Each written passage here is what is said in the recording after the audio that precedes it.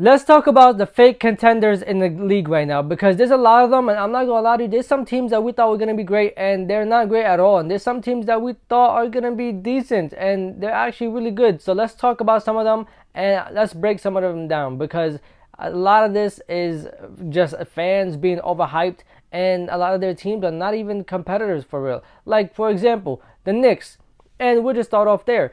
The Knicks have been so bad against teams that are actually competitors and contenders for a championship. They get smoked by the Celtics. They get smoked by the Cavs. They get smoked by every team that's decently built and is considered a contender this year. But then when they go up against teams like the Grizzlies, teams that like around, I'll say around their caliber, then they win, and it's still not an easy win. It's like kind of competitive. Like yesterday, Knicks against the Grizzlies was really competitive, and they have that issue, which makes me think to myself, like, I know there's a lot of things that the Knicks do that are like, questionable and shit, but it makes me think, is it the coach's fault for overplaying his starters? Is it the Knicks' fault for not having amazing defense, even though they have the personnel in Josh Hart, Anunoby, and Mikal Bridges? Is it the fact that their bench isn't what it's supposed to be? What is the issue with the Knicks that's not making them be competitive against teams that are great and look like contenders? Because every time they go up against a team that is supposed to be contending, they get embarrassed, and I don't understand why.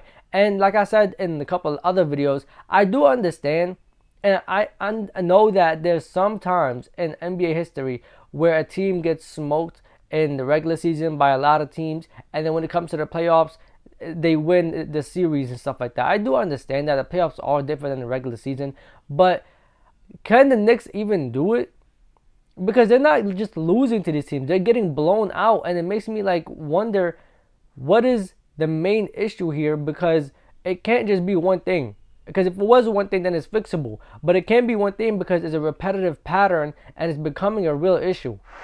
Now, let's talk about the Celtics. Now, I don't think the Celtics are fake contenders. I just think the Celtics are very content to where they're at. I think they got comfortable, and I think that the Celtics are not playing to the standards of last year. They're not playing to the standards of we want to win a championship. And maybe I've said this also before, but maybe they're trying to ride out the regular season and just be good for the regular season, and then in the playoffs, that's when they got to turn it up a notch. But we also have seen teams throughout history try to do shit like that, and then you realize that that becomes a habit, and those little things that you were slacking off on and not working on throughout the regular season because you thought you was good enough to push through and just be great in the playoffs, you start to realize that those things become little habits and tendencies that make you lose. Then they become the little mistakes that you can't afford in the playoffs, because we all know the playoffs is not about always about like who's the best team. It's usually about who's going to make the less mistakes, right? Because all these teams are great and all these teams know each other's plays. All these guys know each other's weaknesses and strengths. They've played against each other for so many years. They all know everything about each other, right? And the amount of coaches that are being moved around the league from team to team because of multiple firings and hirings, you get to realize that, these guys know each other very well. They know the coaches' coaching patterns. They know a lot of plays that are meant to be drawn up, and a lot of plays that are drawn up are very similar, just different characters and different variations, like different little details that are focused on, like little X's and O's that are focused on, because you have different guys and different skills and talents, but overall it's pretty much the same plays. So when it comes to the Celtics, you have these little tendencies and these little things like characteristics, like turning over the ball, untimely turnovers and stuff like that, which seems to be a trend around the league this year. But untimely turnovers, playing with your food, knowing you're going up against a great team. Like yesterday with the Cavs put like a 22-point comeback, and Donovan Mitchell led the way with 41 points.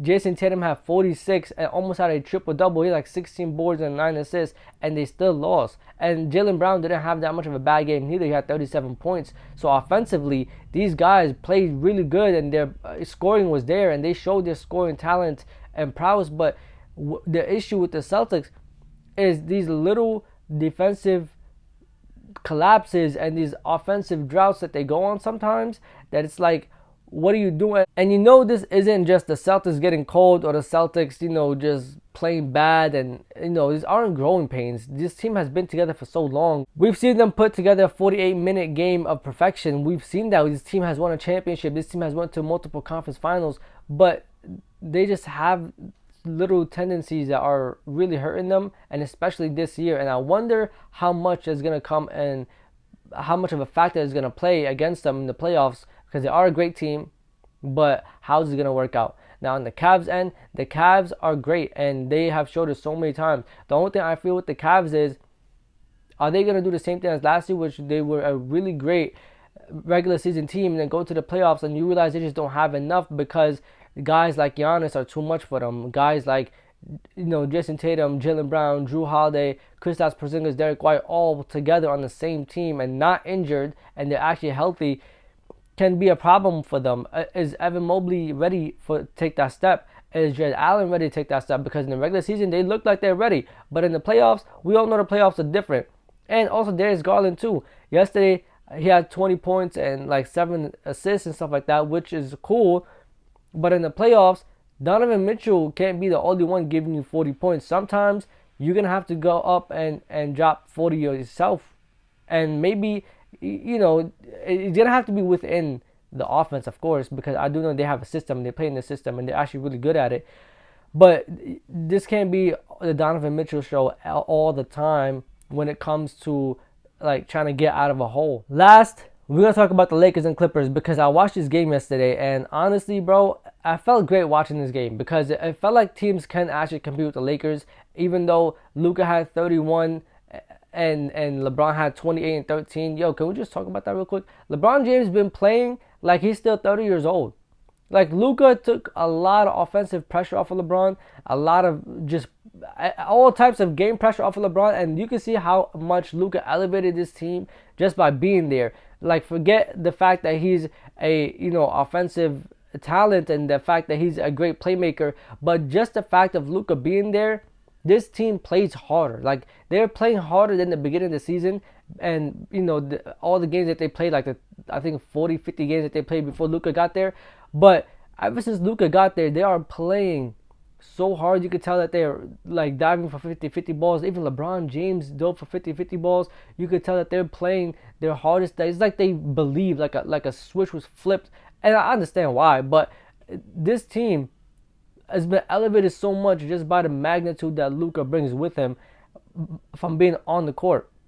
Like yesterday, Jordan Goodwin was everywhere, bro. Like, everywhere. And then the fact that Rui Hachimura goes down, and then also Austin Reeves went down in like the first 9 minutes. He had like a sore calf injury or a strained calf injury, get well soon. But he had that, and eventually, like, I was thinking to myself, can the Lakers pull this off without Austin Reeves? Because he is that X factor, and you're going to need people to step up. And they actually stepped up, and not only did they step up by knocking down threes and stuff like that, but it was a very well distributed offense, amongst all the guys. And defensively, they got after it. Like, they were getting stops, forcing turnovers. They were making plays that were within the game. Like, when there's a game within the game, there's like little plays that you do to throw off a team, little risks that you take to see if the ref calls it or not. And if he doesn't call it, then it affects the other team's mindset. Like, there's things like that, and these guys were doing it. Jared Vanderbilt has been talking crazy. Like, he was talking crazy to Ty Lue yesterday, and they're going back and forth. Like, this team feels so different, and it actually feels like a great team, and they're winning games. But the thing that made me feel so great about watching this is that it didn't feel like the Timberwolves game. It didn't feel like the Clippers just came here, surrendered, rolled over, and tapped out. They actually came here and competed. Now, mind you, yes, Austin Reeves did go down. This could have been way different. I don't know. But they came here. They competed at a very high level. They're also injured.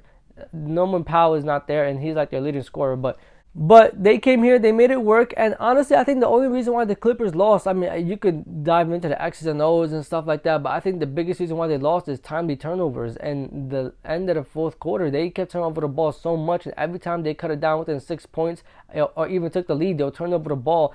James Harden, which is, like, I guess one of their primary, if not the primary ball handlers, I don't know who's the primary one, either him or Ben Simmons, but he came out here and he had 6 turnovers.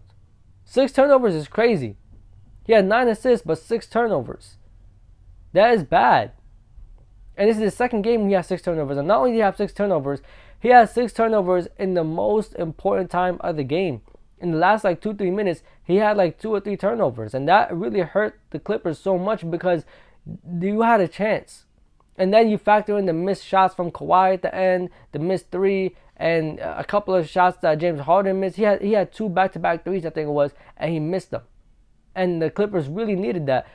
And then Luka, when the Lakers needed 3, he hit like 2 back-to-back. So it was like the complete opposite yesterday. And I think it's just because of turnovers and the Clippers just threw themselves off. But they really had a chance. And they were playing at a very high level. I just feel bad for the other guys on the team because they really tried. Like Zubac, he really tried.